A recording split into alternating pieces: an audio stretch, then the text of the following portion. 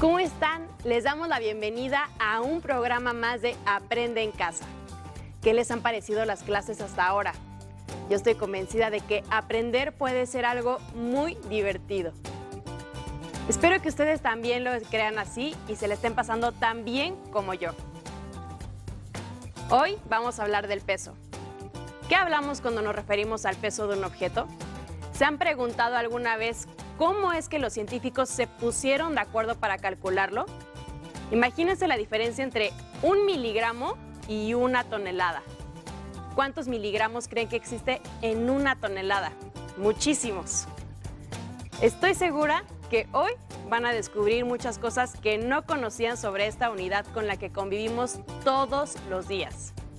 Bien, pues como seguramente ya están listos con lápiz y papel y con sus manos muy bien lavadas, podemos comenzar. Y si alguno de ustedes aún no se las ha lavado, pues ¿qué esperan? Es el momento de hacerlo. Córranle porque ya vamos a empezar. Y por supuesto, vamos a escuchar el consejo del experto en lavado de manos, Ajo Listo. Lava muy bien tus manos con agua y con jabón durante 20 segundos. Y no olvides tus materiales para anotar las preguntas y actividades que se te piden, para que cuando acabe el programa puedas responderlas y hacerlas a tu ritmo. Esto es Aprende en Casa, una manera genial en la que podemos seguir aprendiendo. Recuerden, niñas y niños, que es muy importante lavarse muy bien las manos. Una vez que lo hayan hecho, pueden sentarse frente a la televisión con sus materiales.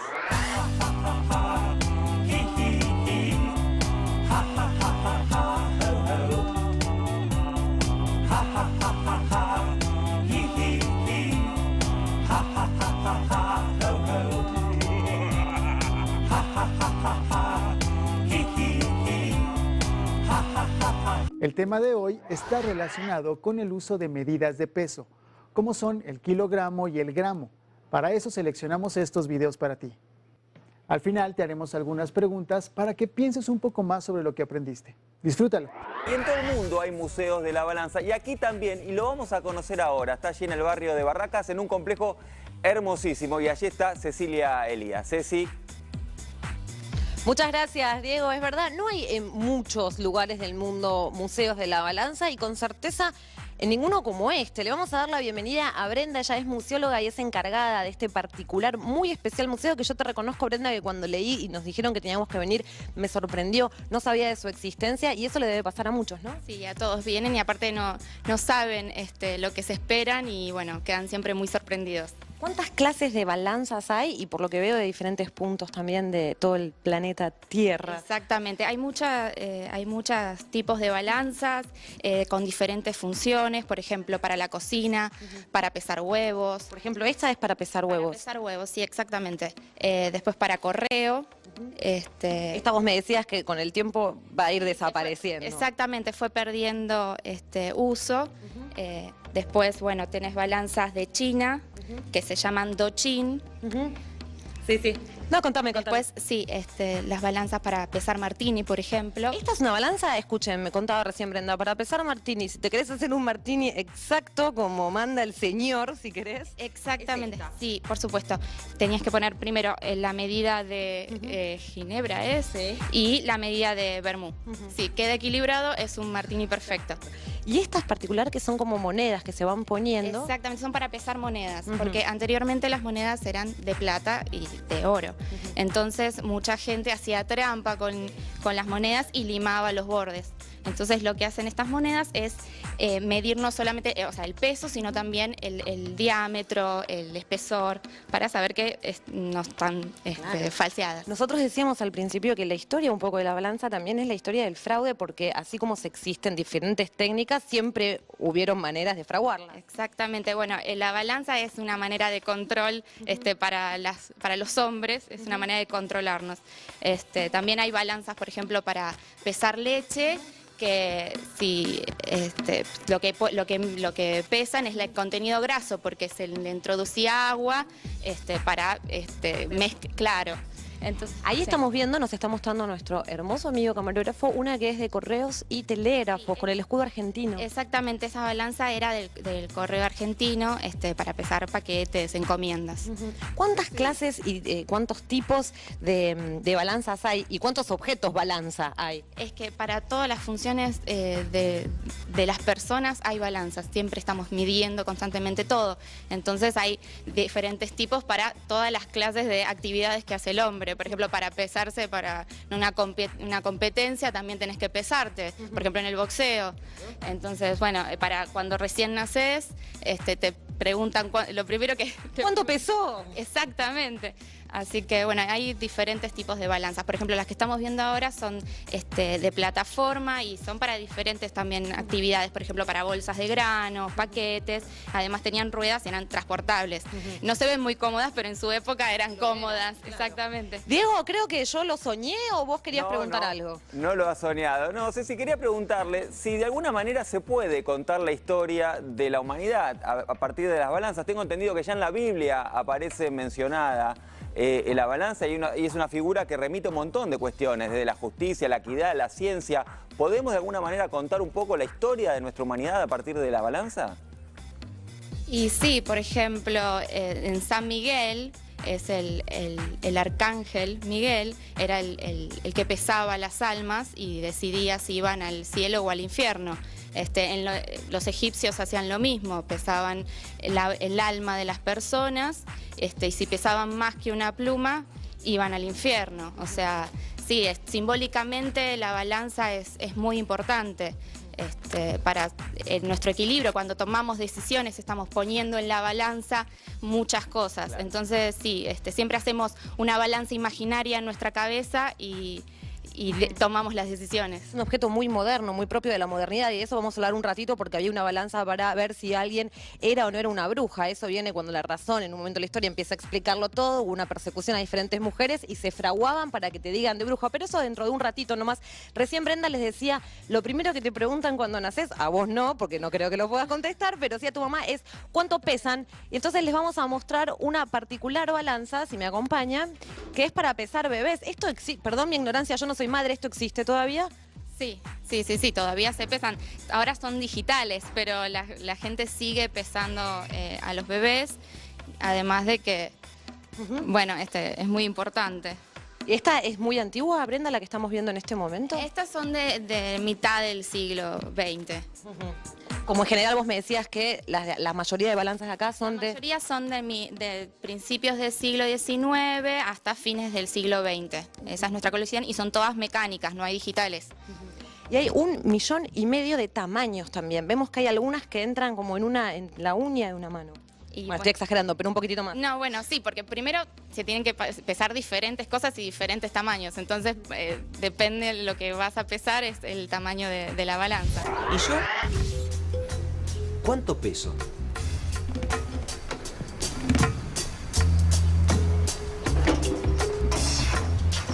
¿Qué es 1 kilogramo? No sirve decir el numerito que indica la balanza. A través de los tiempos, cada cultura fue estableciendo sus propios patrones y unidades para medir la masa, como en Grecia o en Egipto. Solo a fines del siglo XIX se estableció una unidad de medida universal. El kilogramo, tal como lo conocemos hoy, nació el 20 de mayo de 1875 en la Convención del Metro, en Francia.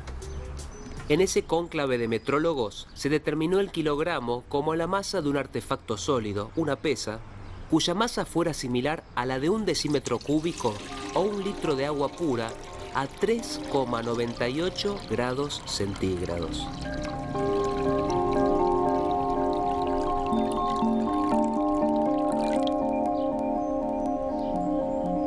En 1879 se fabricó un cilindro de 39 milímetros de altura y 39 milímetros de diámetro con una aleación de platino, 90%, e iridio, 10%. Combinación que garantiza una mayor estabilidad mecánica, química y térmica.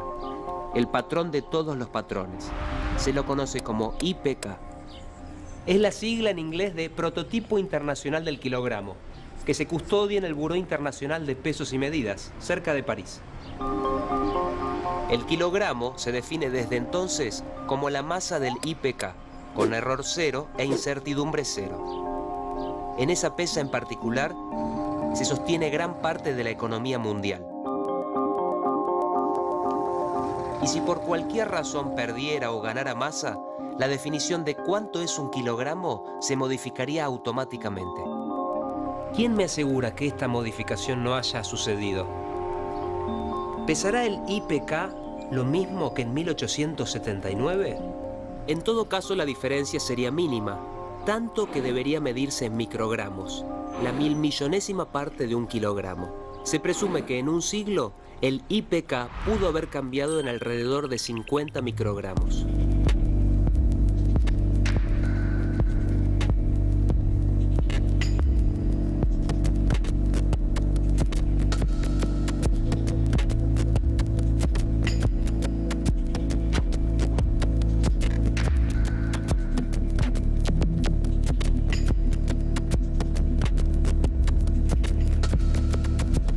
Hoy, los metrólogos estudian cómo elaborar un patrón que responda a procesos físicos, para evitar las modificaciones que pueda sufrir una pesa de acero, aunque se cuide como oro.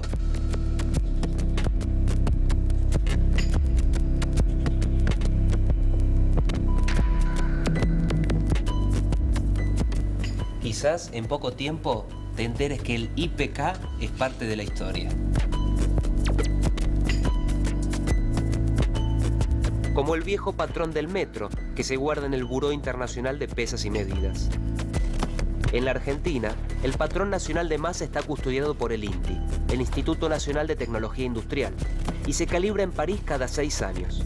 Allí se lo compara con los patrones del Buró Internacional de Pesas y Medidas e indirectamente con el IPK.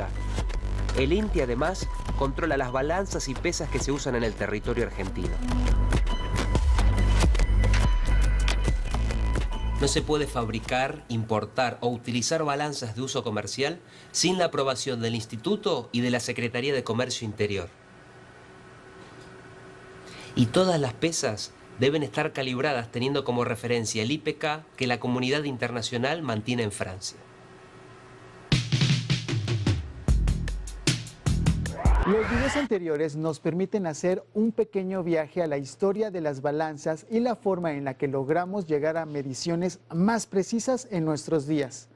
Cuéntame, ¿cuál de las balanzas que se mostraron en el video te llamó más la atención? ¿Por qué?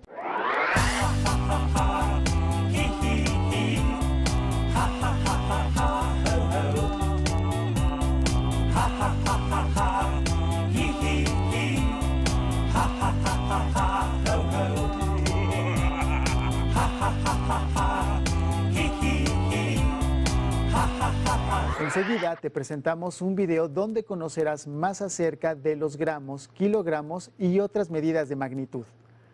Al final te haremos algunas preguntas para que pienses un poco más sobre lo que aprendiste. Disfrútalo.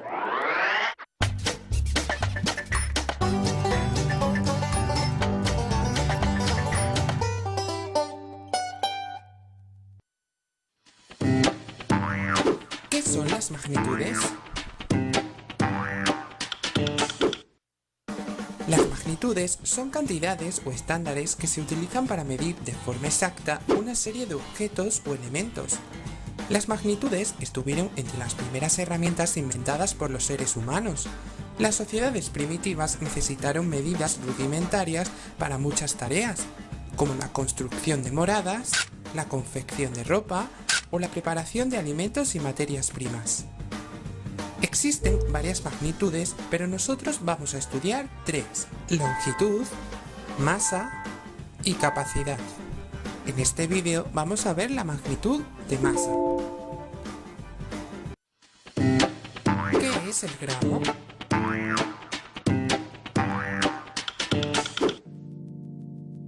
El gramo es la unidad principal de longitud. Se escribe con una G. Para medir masas más pequeñas usamos las unidades menores que el gramo.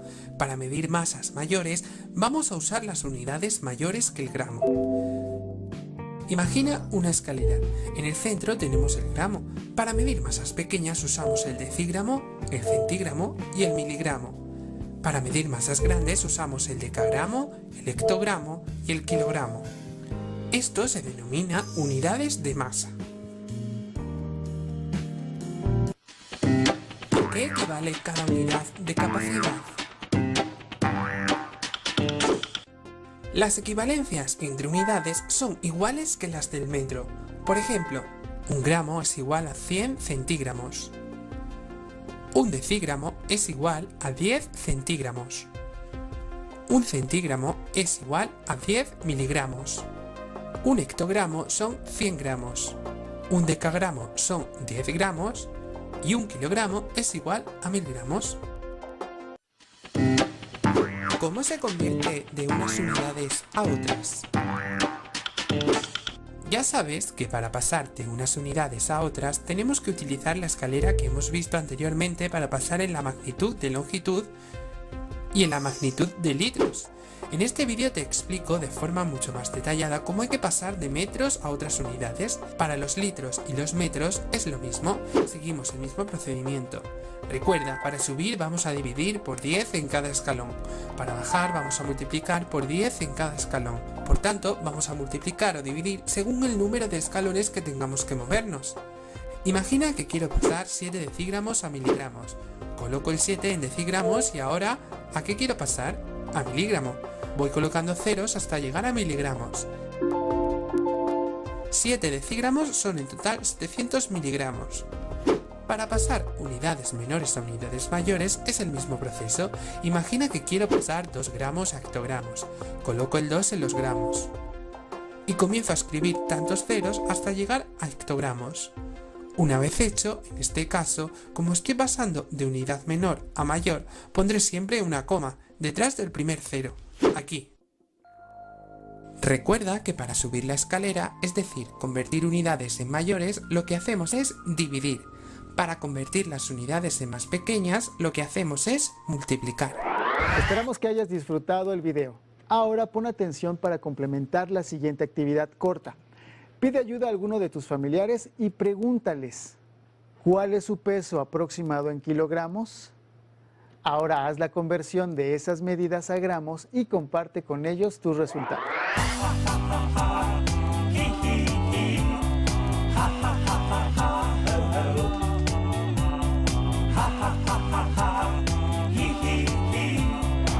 Si en tu casa hay otro libro sobre el tema o tienes internet, explóralos. Así podrás saber más.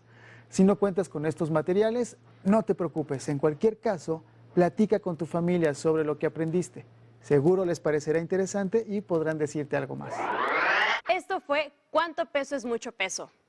¿Qué cantidad tan grande de secretos guarda todo aquello con lo que convivimos día a día, verdad? Ojalá que el programa de hoy les haya gustado tanto como a nosotros y que estén descubriendo que todo tiene un porqué. Y mientras más curiosidad tengamos y más preguntas nos hagamos, podremos seguir descubriendo cosas que nos van a dejar con la boca abierta. Anímense a investigar. Si no tienes el libro de texto o necesitas ayuda para resolver tus dudas, contáctanos.